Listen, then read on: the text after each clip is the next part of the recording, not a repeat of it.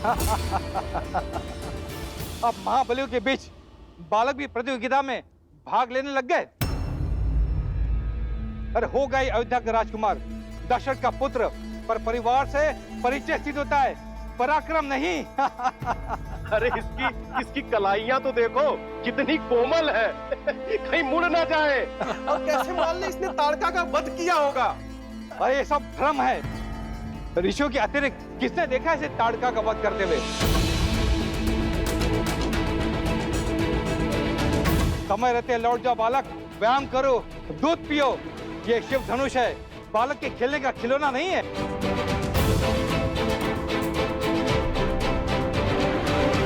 सुना है मात्र 8 वर्ष की आयु में सीता ने इस धनुष को उठा लिया था। ये सब कहानियां हैं। राजा जनक के बंदी चारणों ने कुछ स्वर्ण मुद्राओं के लोभ में ये कहानी गढ़ दी, और चमत्कार तो जनता को भाते ही है, मान बैठे। और उसी बहकावे में हम भी यहाँ आ गए। राजा जनक केवल हमें अपमानित करने के लिए यहाँ बुलाए थे, लेकिन देखो स्वयं अपमानित हो रहे हैं।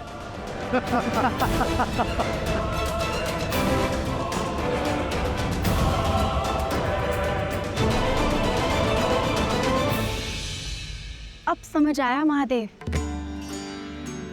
कि श्री राम को मिथिला ले जाने के लिए विश्वामित्र ने क्यों विलंब किया।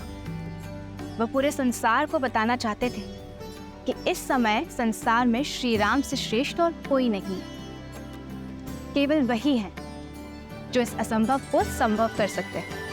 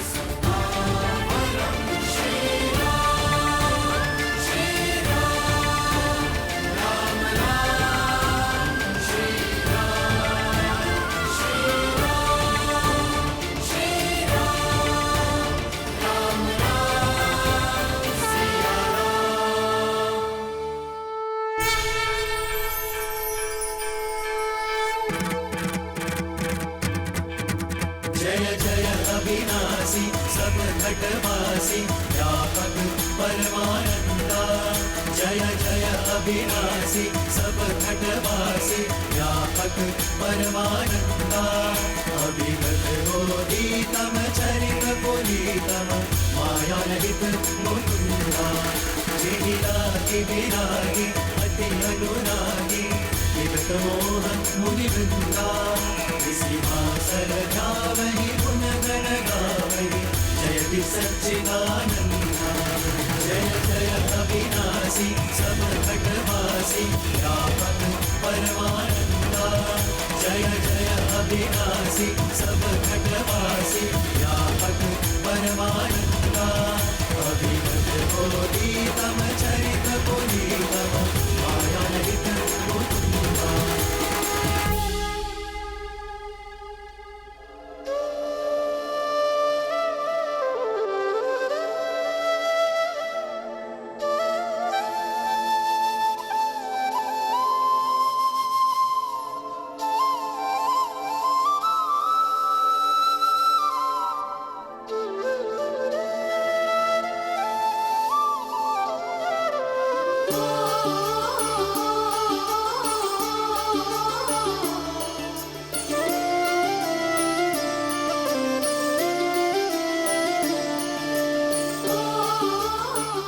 किसने सोचा था कि महाविनाश करने वाला महाधनुष पिनाक प्रेम का संयोजक बनेगा, भगवान विष्णु और देवी लक्ष्मी के मिलन का मार्ग प्रशस्त करेगा।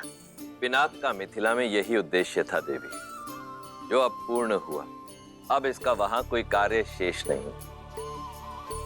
हे श्री राम, मुक्त कर दीजिए इसे, भंग कर दीजिए इसे।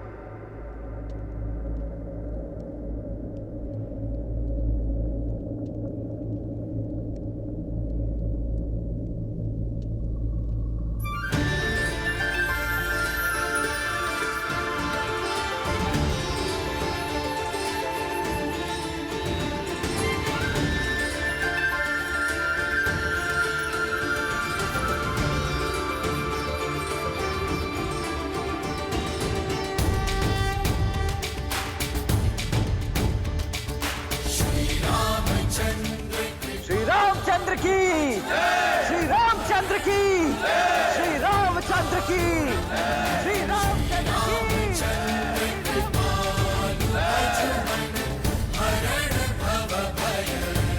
श्री रामचंद्र की, श्री रामचंद्र की, श्री रामचंद्र की, श्री रामचंद्र की।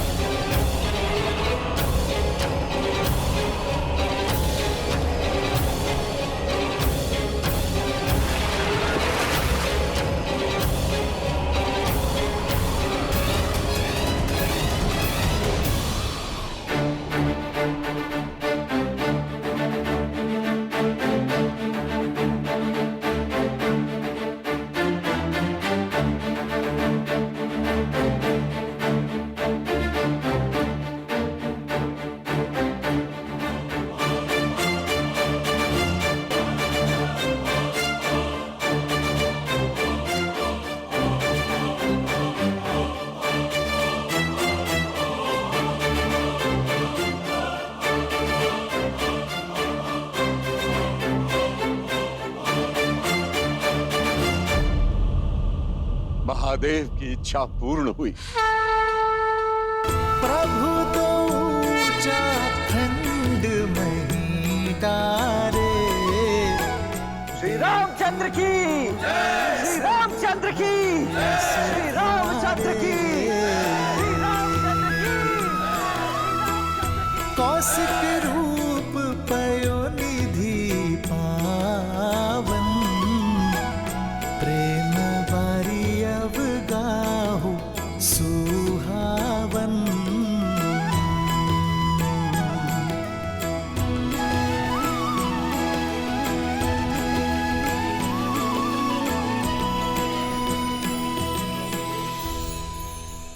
आपने अपने और देवी लक्ष्मी के मंगल मिलन का सूत्रधार मुझे बनाया।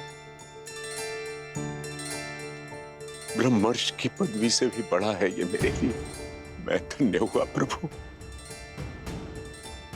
महादेव की असीम अनुकंपा से रघुवंशी अयोध्या कुमार दशरथ नंदन श्री राम ने स्वयंवर की शर्त पूरी कर दी।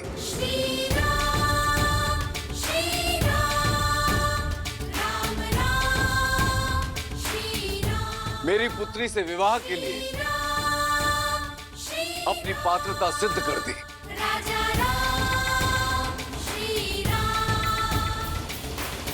पुत्री सीता,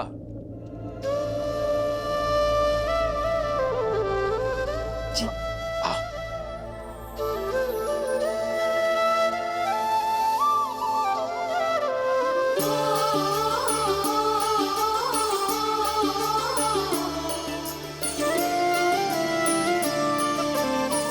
बधाई हो दीदी, जिसे स्वयं को दे चुकी थी वो दशरथ नंदन राम आपके हुए।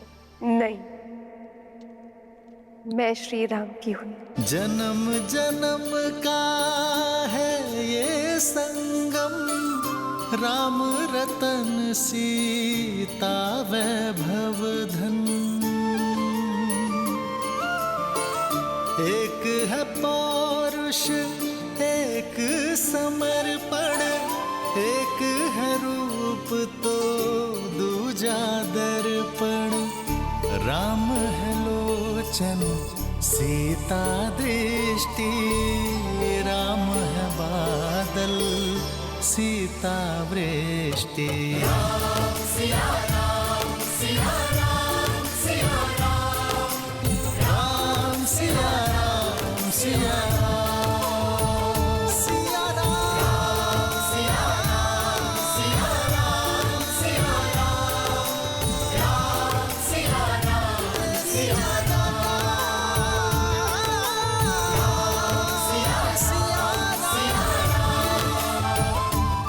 रुक जाइए,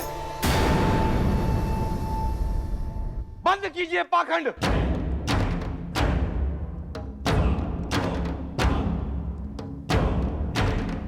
यह चुनाव अनैतिक है।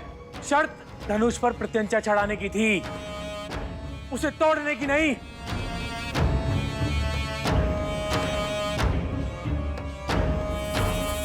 बातचीत में समय क्यों नष्ट करना, मार दो इस बालक को।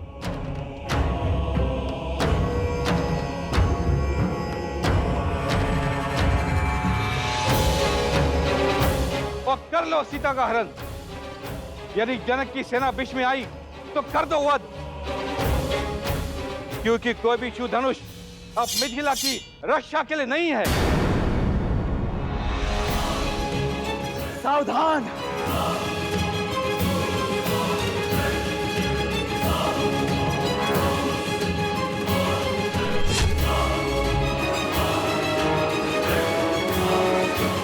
आदेश दीजिए भैया, इन मूर्खों के अहंकार और मलिन विचार दोनों को एक साथ काटकर फेंक सको।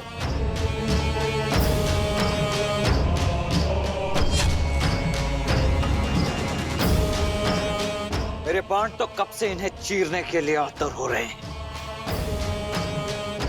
ये मनुष्य नहीं है, ये मनुष्यों के भेष में राक्षस है, राक्षस। आप बस आज्ञा दीजिए भैया। ये कामदेव जैसे दिखने वाला कोमल बालक कार्तिकी जैसे प्रचंड कैसे हो गया? लक्ष्मण,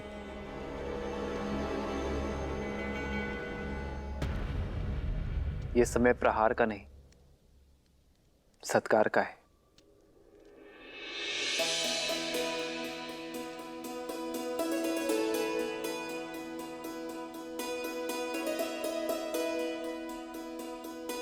आप सब बड़े हैं हमसे,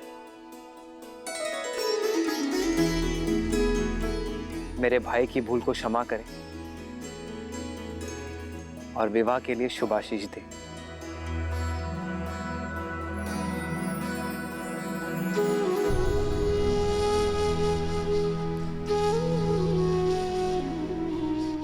अपराध के लिए आशीष नहीं मिलता है। तुमने शिव धनुष को भंग किया है अवध कुमार। अपराधी नहीं, छल भी किया है, क्योंकि जो कार्य हम सब मां बलि मिलकर एक साथ नहीं कर सके, उसे तुमने कैसे संपन्न कर दिया? शिव धनुष को ऐसे उठाया जैसे कोई पुष्प हो। यह माया है। ये माया नहीं, आभार की छाया है। आप सभी में अहंकार का भार था, ईर्ष्या थी, शक्ति का मत था,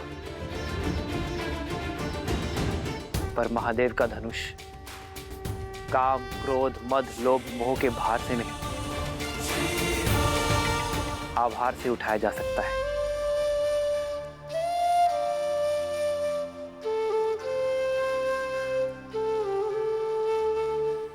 इसे आवेश से नहीं, आग्रह से उठाना था। महादेव के धनुष को उठाने का इससे अच्छा मार्ग कोई हो ही नहीं सकता।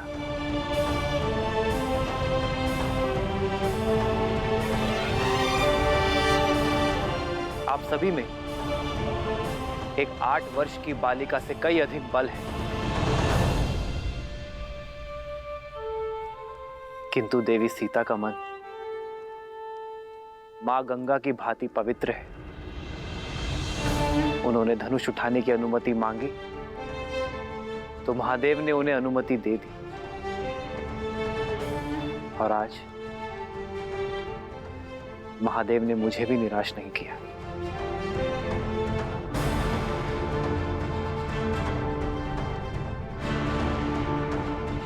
शब्दों के बाढ़ अच्छे चला लेते हो राम। स्वयं को महादेव का सबसे प्रिय भक्त घोषित कर रहे हो, लेकिन भक्त महादेव के प्रिय प्रतीक को भंग नहीं करते हैं। इसका अर्थ है कि महादेव अवश्य तुमसे रुष्ट हैं।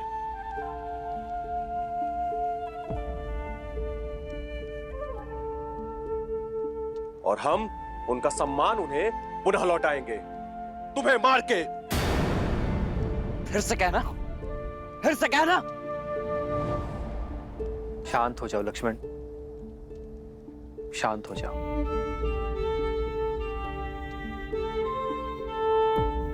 सज्जनों, यह धनुष उठाने का निर्णय केवल महादेव का था, तो उन्हें ही निश्चित करने दे कि यह धनुष टूटा कैसे।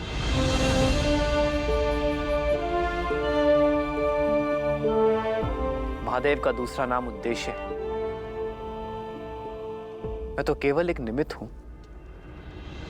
यह धनुष स्वयं इसलिए भंग हुआ क्योंकि कदाचित इसके होने का उद्देश्य पूर्ण हो चुका था।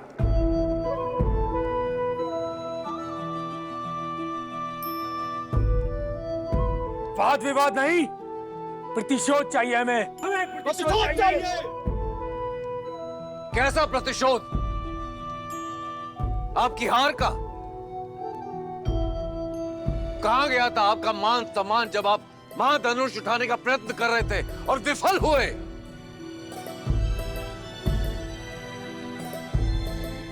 ये स्वयंवर है और इस स्वयंवर का निर्णय हो चुका है।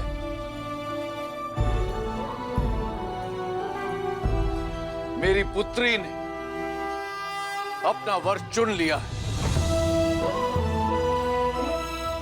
एक पुरुष का दायित्व है कि वो स्त्री के निर्णय का सम्मान करे।